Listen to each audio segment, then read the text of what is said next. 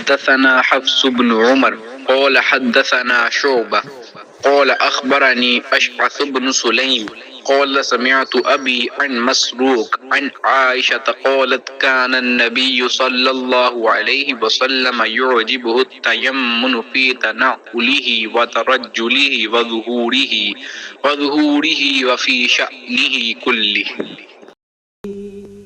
یا رحمت للعالمین تیری خاموشی بھی اذان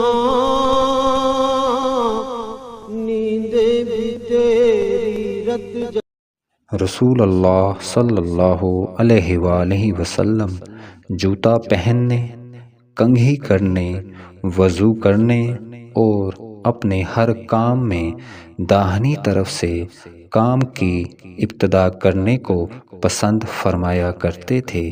صحیح بخاری حدیث نمبر 168۔ نیندیں بھی تیری رت جگے تیری حیات پاک کا ہر لمحہ پیغمبر لگے